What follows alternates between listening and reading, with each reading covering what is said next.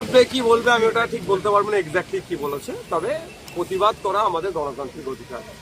প্রতিবাদ করতে হবে, অন্যায় হলে সে প্রতিবাদ হবেই, কিন্তু প্রতিবাদটা যেন গণতন্ত্রের মধ্যে আবদ্ধ থাকে, ডেমোক্রেটিক হতে পারে। আজকে তো ওখানে কারফিউ জারি করা হয়েছে। দেখুন 163 জারি করবেন, সেটা রাইট আছে, জারি করতেই পারে, কিন্তু প্রশ্ন থেকে যাচ্ছে যে 1890 সালে যে মসজিদটি তৈরি হয়েছে, তারপরে এয়ারপোর্ট হয়েছে 1924-এ। এই কথাটার আমি ঘোর বিরোধী যে এয়ারপোর্ট প্রিমিসেসের মধ্যে মসজিদ, বরঞ্চ মসজিদের প্রিমিসেসে এয়ারপোর্ট এসে গেল, এই কথাটা বলা দরকার। তবে হ্যাঁ, অনেক কটা বিষয় থাকছে, নিরাপত্তার বিষয় থাকছে, থার্ড লেন তৈরি করার, রানওয়ে তৈরি করার বিষয় থাকছে, এবং মুসলিমদের ধর্মীয় উপাসনাকে রক্ষারও একটা প্রশ্ন থেকে যাচ্ছে।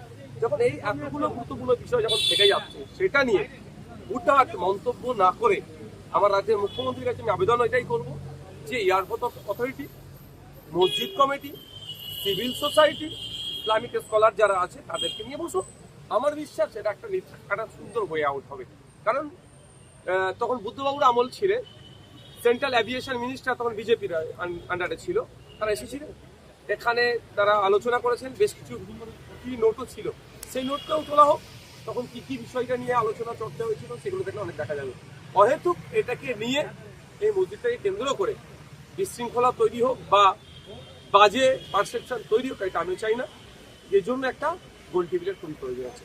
সেটা হচ্ছে যে আমরা দেখলাম মদন মিত্র করে শিবির বদল করলেন, আজকে শোনা যাচ্ছে তাপস তারা দিয়ে যাবেন, মনীষ গুপ্তের নামও শোনা যাচ্ছে, কি বলবেন? দেখুন, তৃণমূল যে পাপগুলো করেছে, অবশ্যই মমতা ব্যানার্জিকে একটা বড় অংশে পাপ দিতে হবে মাথায়, কারণ তিনি দলের সর্বোচ্চ নেত্রী ছিলেন, তার আমলে অন্যায়গুলো হচ্ছিল, তিনি মুখ বুঝে সহ্য করেছেন, এই পাপের ফলগুলো এগুলো হচ্ছে। যারাই যাচ্ছে তারাই দেখছি অভিষেক বন্দ্যোপাধ্যায়ের জন্য দল থাকছে, বা অভিষেক বন্দ্যোপাধ্যায়ের জন্য শিবির বদলাচ্ছে, বলছে অভিষেক বন্দ্যোপাধ্যায়কে তোপ যাচ্ছে। দেখুন, কিছুতে একটা বলে পাবলিককে বোকা বানিয়ে দিতে হবে। এতদিন অভিষেক বাবু এবি এবি করে লাপালাপি করছিলেন, এখন কি হলো? এখন অভিষেক বাবু বলুন বা মমতা ব্যানার্জি বলুন বা তৃণমূল কংগ্রেসের যে থেকে যে মধু পাওয়ার, সেটা নাই, মধুর হাড়ি শেষ হয়ে গেছে। এখন অন্য কোনো শিবিরের নাম লেখাতে হবে মধু খাওয়ার জন্য। শুধুমাত্র কি শিবির বদল, নাকি এর পিছনে রাজনৈতিক চাপ বা ইউপিসিবিআই এর ডাক সব কিছু রয়েছে? দেখুন, এগুলোতে থেকেই যাচ্ছে, কেউ কিছু অন্যায় করে বসে আছে বা আগামী দিনে কারোর যে লক্ষ্য আছে সেগুলো হয়তো পূরণ করবে। ব্যক্তি স্বার্থ চরিতার্থের জন্য এই কাজগুলো করছে। তবে এতটুকু বলবো, যারা এই শিবির বদলাচ্ছে তারা তাদের লোকাল এলাকায় যাচ্ছে না কেন? যারা ভোট দিয়ে নির্বাচিত করেছেন তারাও একটু তাদেরকে দেখতে চাইছে, যাচ্ছে না কেন? বিভিন্ন এনজিওতে একাধিক র্যাডারে এসে যাচ্ছে, রেড হয়েছে গতকাল, বলা হচ্ছে বিদেশি টাকা এখানে আসছে, এবং সেখানে সেখানে বেশ বিদ্রোহী কাজকর্ম চলছে, একাধিক এরকম অভিযোগ উঠে আসছে। দেখুন, স্পষ্ট ভাষায় আমি বলতে চাই, আমার দাদু স্বাধীনতা সংগ্রামী ছিল, দেশকে স্বাধীন করার জন্য লড়াই করেছে। আমি সেই রক্ত আমার গায়ে বলছে। দেশের মধ্যে থেকে দেশবিরোধী কর্মকাণ্ড কেউ করলে তার কোনো ছাড় নেই, কিন্তু দুর্ভাগ্য ইতিপূর্বে অনেক ধরনের অভিযোগ অনেক জায়গায় এসেছে, শুধু মিডিয়া ট্রায়াল চলেছে, বাস্তবে দেখেছি নীল। এক্ষেত্রেও তাইরিয়া ফাউন্ডেশন বলুন কি সংস্থা বলছে, যে কেউ যদি এফসিআর এর মধ্যে টাকা নিয়ে আসে তাদের কোনো অপরাধ করেনি।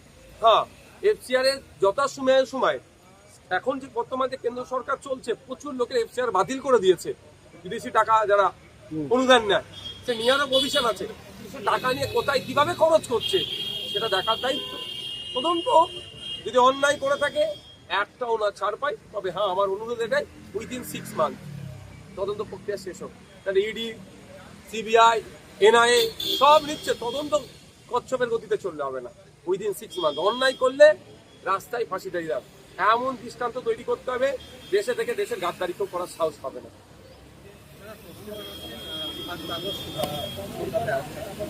কি করবো তার জন্য? আমি কি করবো তার জন্য? শোনো, একটা কথা বলি, বিজেপি তার প্রমিসগুলো যেগুলো করেছে ফেলিওর, উন্নয়নের ডাঙ্গা বাজাচ্ছে, ফেলিওর 3 মাসে সেরকম ভাবে কিছু করাতে পারেনি।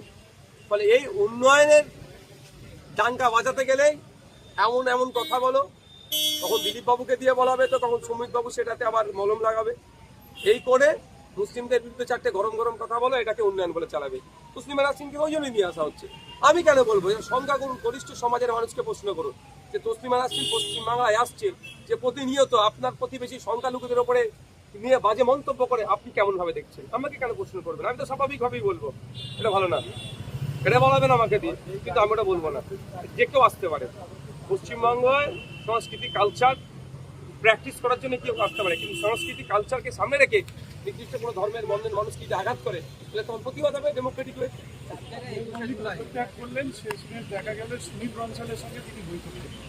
আমি অনেক আগে বলেছি এই ধরনের যারা এই সিনেমা জগতের আছে তাদেরকে দিয়ে এই ধরনের পলিটিক্স হয় না। হ্যাঁ, সেটা যদি পুরোপুরি যদি আসে তখন কারণ এরা একটা জগৎ সামলাচ্ছে, আবার এই পলিটিক্সটা তো ওর থেকে বড় বড় ফিট তারা সামলাতে পারবে না, অনেক আগে বলছি। ফল আজকে এটা আমি কয়েক জায়গায় বলে অসুবিধা কি আছে,